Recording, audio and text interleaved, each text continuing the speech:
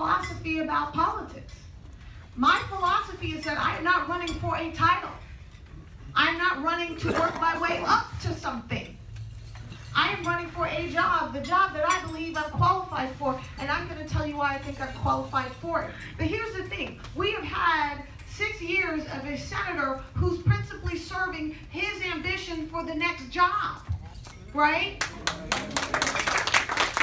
And so everything he decided to do or not do was based on what was best for him, vis-a-vis fundraising, vis-a-vis getting connected to the right people, and setting himself up for his next political run. As irritating and as visible as it was that Marco Rubio did that, I will tell you that he's not alone in doing that. There are a lot of politicians who start in one job with the only ambition to prepare themselves for the next job.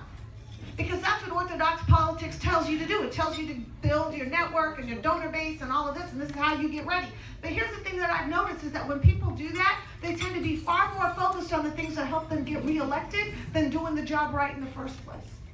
And I don't want to be that kind of politician, and that's why I chose to run for the thing that I think I'm qualified for. And I don't want that so it'll help me to get to something else. I want that job. And that's the job I'm going to do to the very best of my ability.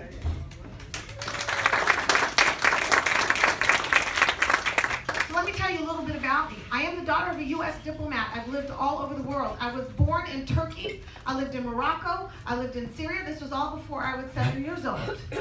And so I learned some new languages. I learned different cultures. But the important thing that I learned in that journey was that I was an American. And that was a very important and favored status. But with that status came responsibilities. From a very young age, I knew that I was not allowed to act any old way in public and embarrass my parents. They were not having that. Because they told me that the way I behaved was reflective of my country. So from a very young age, I was kind of a little mini diplomat.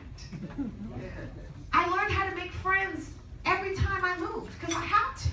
I had to make new friends. I had to build bridges with people that didn't even speak the same language, let alone see the world the way I saw them.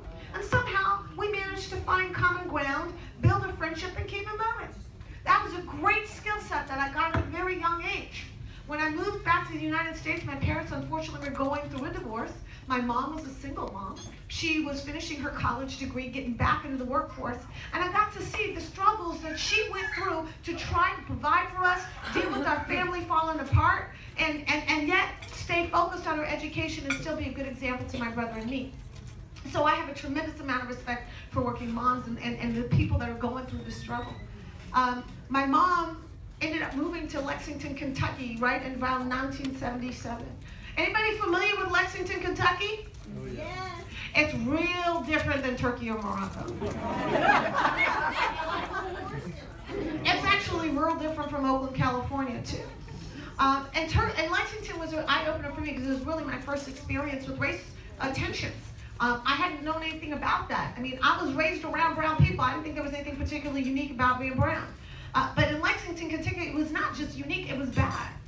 You know, I was treated with the cold shoulder and the side eye and the snappy tone of voice, and it was really problematic for me because I kept trying to say, hey, I'm an American. Don't you know? I'm an American.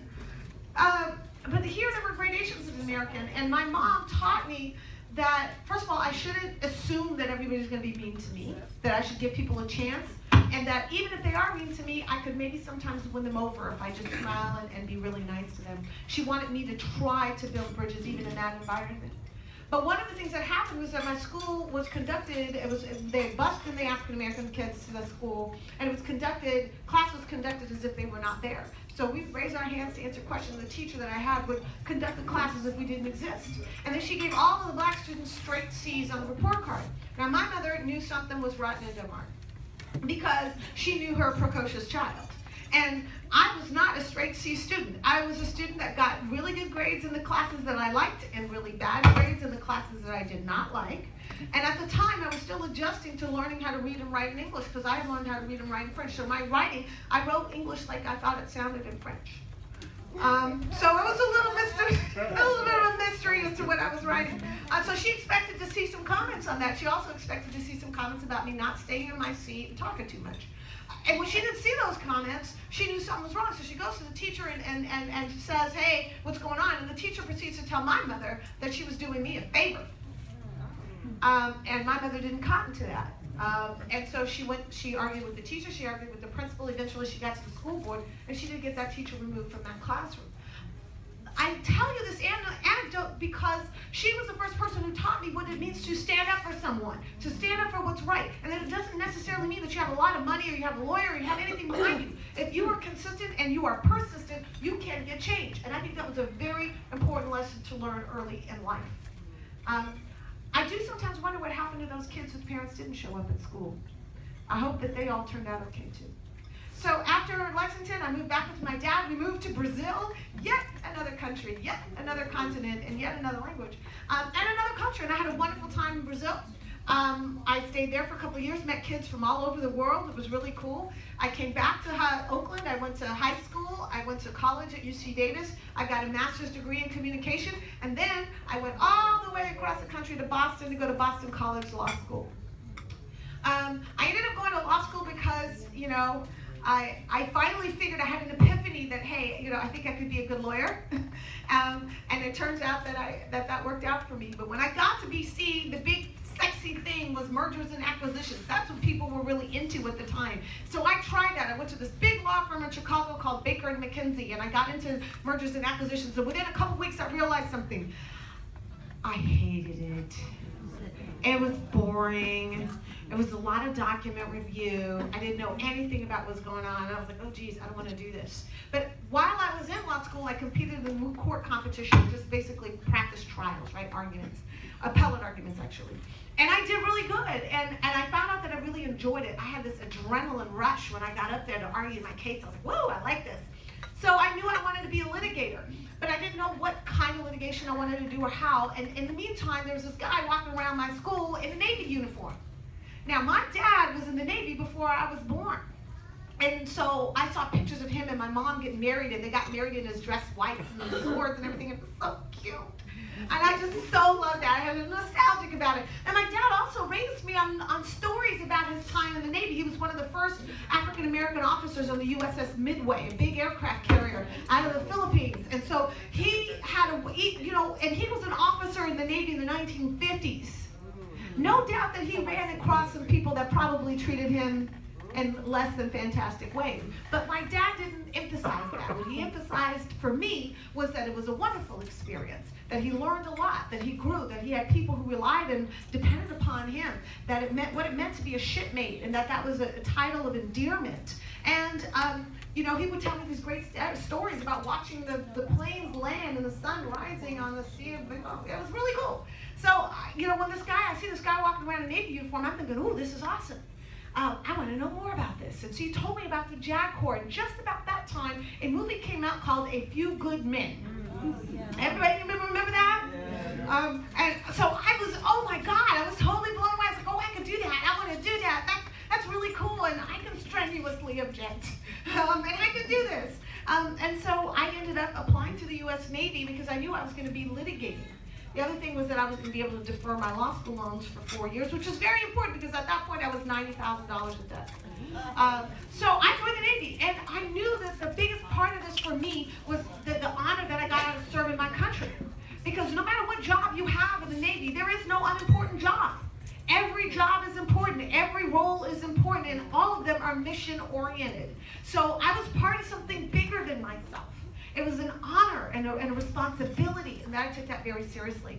I served in Norfolk, Virginia for about a year, a little less than a year. I volunteered for a job in Bahrain that I didn't think I would get, and then lo and behold, I got it. And I was sent all the way to the Persian Gulf, where I served the sailors and Marines that were policing Saddam Hussein. After the first Gulf War, before the second one, those no-fly zones that we were policing, all of that, and the Marine interdiction. So I got to see what operational military looks like when it's operating. And I also got to see what kind of strain that was on our soldiers and sailors and Marines and their families back home. So I have a really good understanding of that. And I think that's really important these days. After the Navy, I did big law firm work. I was a labor attorney. I developed expertise in what's going on in our workplace, which I think is something really important to know. And then after that, I was recruited to a job here in Florida for a big energy company that is the biggest producer of clean and renewable energy in the country. So I got to know infrastructure and transmission and wholesale electrical sales. And this is really cool because that's an important thing to know as well. So let's recap. I have foreign policy experience, especially in the Middle East. I have military experience, I know labor law, I know corporate law, and I know energy law. Anybody else think I'm qualified for this job?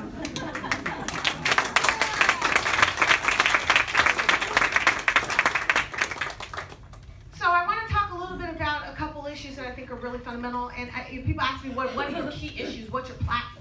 I tell them that there's 3 issues that I talk about the most often, and there are a few of them that I'm going to talk about today. Number 1, I'm going to talk about gun control. And I don't know, I know that people tell me everybody up in the north likes guns and whatever. I was like, hey, even people who are gun owners believe that there are reasonable limits to what kind of guns people have.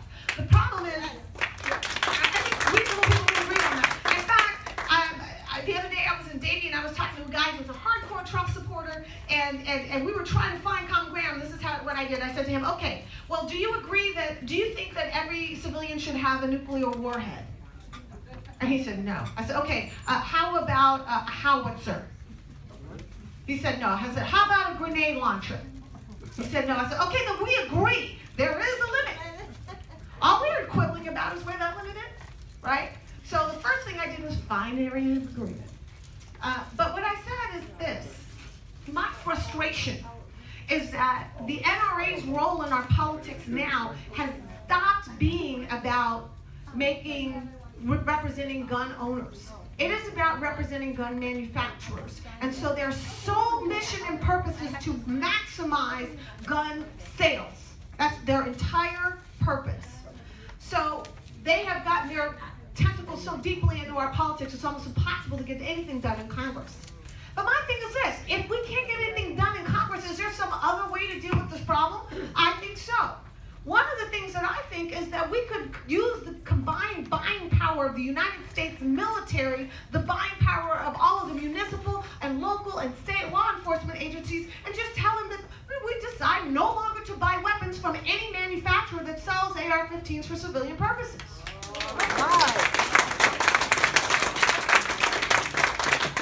Now, is that going to get rid of all the AR-15s out there? Probably not, but it's certainly going to reduce the availability dramatically, and you know what happens when the supply goes down, the cost goes up, and that may reduce the number of people who buy AR-15s. The beautiful thing about that is it doesn't require Congress, and it doesn't trespass on the Second Amendment. It is a supply-side solution instead of a demand-side solution. And we are always focused on the demand side because that's what the NRA wants us to be. Why does the NRA always want us on the demand side? Because that's the side that has the Second Amendment. That Second Amendment right to bear arms doesn't say anything about the right to manufacture arms, or the right to sell arms, or the right to transfer arms. You don't have a constitutional right to be a gun manufacturer.